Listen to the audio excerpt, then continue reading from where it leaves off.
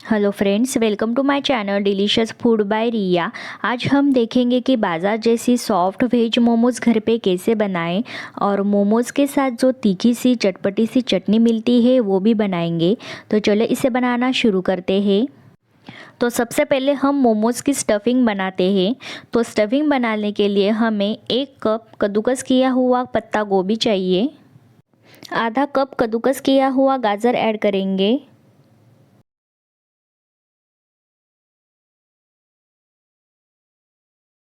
इसके बाद आधा कप बारीक कटी हुई शिमला मिर्च ऐड करेंगे। आधा कप बारीक कटा हुआ हरा प्याज, साथ ही 1 मीडियम साइज़ का बारीक कटा हुआ प्याज ऐड करते हैं।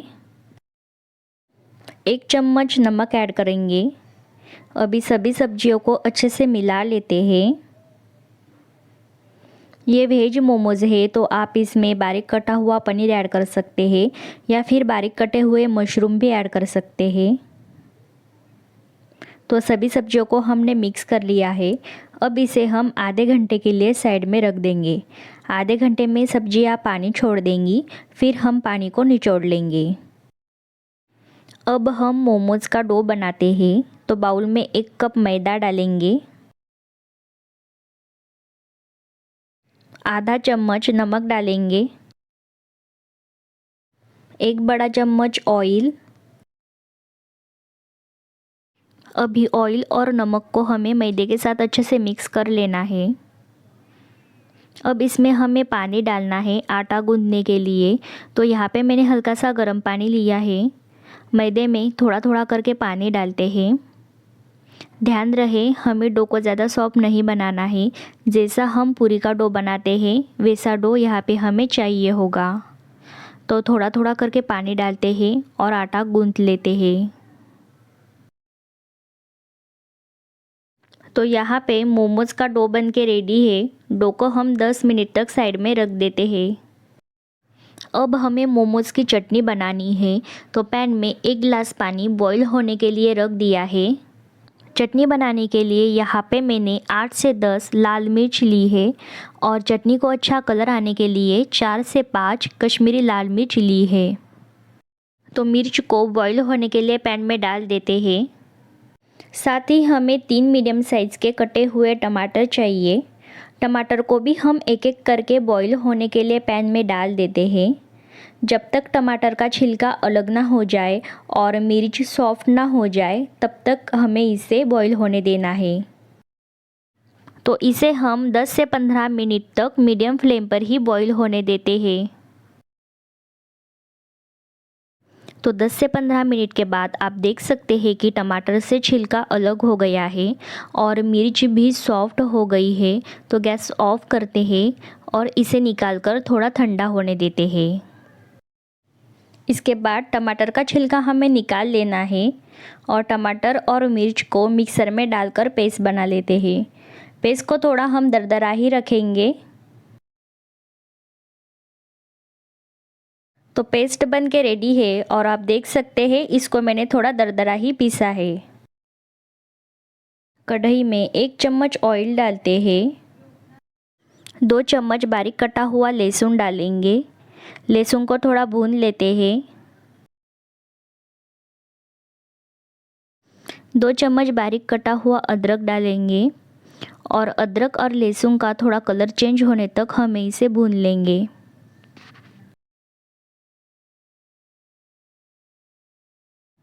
इसके बाद हमने जो टमाटर और मिर्च की पेस्ट बनाई थी वो इसमें डाल देते हैं।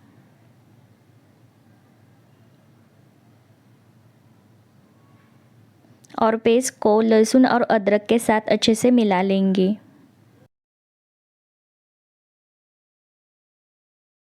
अब इसमें 1 चम्मच सोया सॉस डालेंगे और सॉस को भी हमें अच्छे से मिक्स कर लेना है।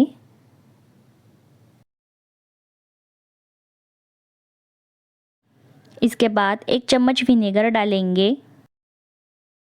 1 चम्मच शक्कर डालते हैं इसकी खटास को बैलेंस करने के लिए और स्वाद के अनुसार नमक डालेंगे और इसे अच्छे से मिलाकर मीडियम फ्लेम पर 2 से 3 मिनट तक पकने देते हैं। तो 2 से 3 मिनट के बाद मोमोज़ की चटनी बनके रेडी है। आधे घंटे के बाद सब्जियों ने पानी छोड़ दिया है, तो पानी को हम निचोड़ लेते हैं। एक कपड़ा लेंगे और इसमें सारी फिलिंग डाल देते हैं।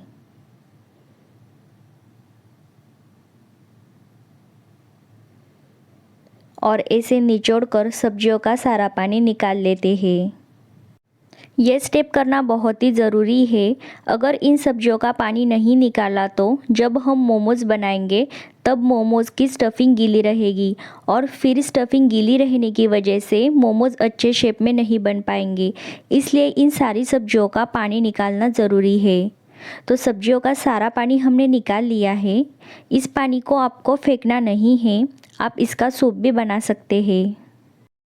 तो अब इन सब्जियों को और टेस्टी बनाने के लिए कुछ चीज़ें ऐड करते हैं। तो 1/4 चम्मच काली मिर्च डालते हैं। 2 चम्मच बारीक कटा हुआ लहसुन डालेंगे। बारीक कटा हुआ अदरक डालेंगे। 2 हरी मिर्च बारीक कटी हुई। मिर्च आप अपने हिसाब से कम ज़्यादा कर सकते हैं। अब इन सारी चीज़ों को हमें अच्छे से मिक्स कर लेना है। तो यह मोमोज़ की स्टफिंग बनके रेडी है। अब हम मोमोज़ बनाएंगे। तो सबसे पहले डो को हम 2 से 3 मिनट तक मसल कर चिकना कर लेंगे। तो डो को हमने अच्छे से मसल कर चिकना कर लिया है। अब इसके हम छोटे छोटे टुकड़े करेंगे मोमोज़ की पूरी बेलने के लिए। तो जैसे पेड़े होते हैं उतनी साइज़ के इसके हम छोटे छोटे पीसेस करेंगे।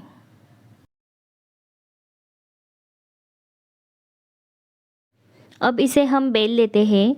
तो जैसे हम मोदक की पूरी बेलते हैं बस उतनी ही छोटी पूरी यहाँ पे हमें बेलनी है। और ध्यान रहे कि पूरी को हम थोड़ा पतला ही बेलेंगे। पहला शेप हम सिंपल मोदक के जैसा बनाएंगे। 1 चम्मच स्टफिंग रख देते हैं और इस तरह से ऐसे उठाकर प्लेट बनाते जाएंगे और प्लेट को पास पास में चिपकाएंगे।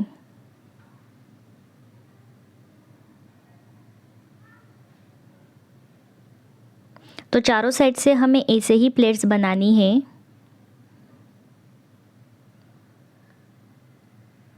और सभी प्लेट्स बनने के बाद बीच में से इसे मिला देंगे। तो ये सिंपल मोदक जैसा पहला शेप बन गया। अब मोमो का दूसरा शेप बनाते हैं। फिर से पूरी बेल लेंगे।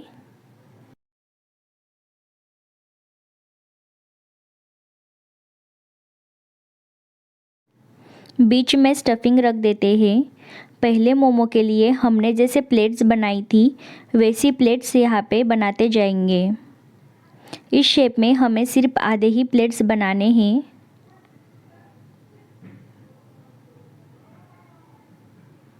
अब प्लेट के ऊपर इस तरह से ऐसे फोल्ड कर देते हैं। तो ये दूसरा शेप मोमो का बन गया। अब तीसरी शेप बनाते हैं। बीच में 1 चम्मच स्टफिंग रख देंगे। अब पूरी की एक साइड ऐसे उठाकर दूसरी साइड के ऊपर रख देते हैं और इसको थोड़ा प्रेस करते हैं ताकि स्टफिंग बाहर ना निकले।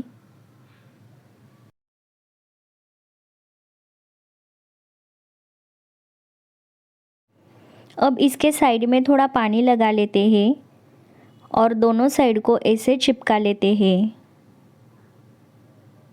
तो ये मोमो की तीसरी शेप बन गई।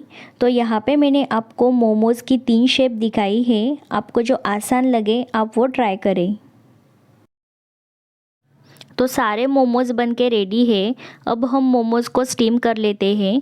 तो पतीले में पानी उबलने के लिए रख दिया है। मोमोज स्टीम करने के लिए यहाँ पे मैंने पतीला यूज़ किया है। अगर आपके पास स्टीमर ना हो तो आप इसे पतीले में या कढ़ाई में मोमोज स्टीम कर सकते हैं। इसमें भी अच्छे से स्टीम होते हैं, आपको कोई अलग स्टीमर की ज़रूरत नहीं है। अब इसके ऊपर छन्नी रख देते हैं। छन्नी को थोड़ा ऑयल लगा लेते हैं ताकि मोमोज़ नीचे चिपके ना और आसानी से निकल जाए। अब छन्नी में एक एक करके मोमोज़ रख देते हैं। मोमोज को हम थोड़ी थोड़ी दूरी पे ही रखेंगे, नहीं तो वो आपस में चिपक जाते हैं।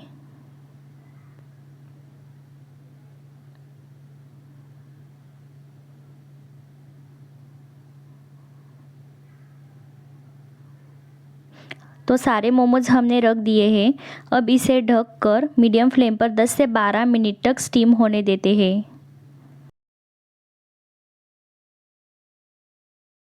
10 से 12 मिनट हो गए हैं। अब मोमोज को चेक कर लेते हैं। तो आप देख सकते हैं मोमोज ट्रांसपेरेंट हो गए हैं। इसका मतलब मोमोज अच्छे से स्टीम हो गए हैं। तो गैस ऑफ करते हैं और मोमोज को निकाल लेते हैं। तो बाजार जैसी सॉफ्ट वेज मोमोज रेडी है। इसे हम इंजॉय करेंगे मोमोज़ की चटपटी चटनी के साथ। तो आप ये वेज मोमोज़ और चटनी घर पे ज़रूर बनाएं और अपने फीडबैक मुझे ज़रूर शेयर करें। और रेसिपी अच्छी लगे तो लाइक और सब्सक्राइब करना ना भूलें। Thank you.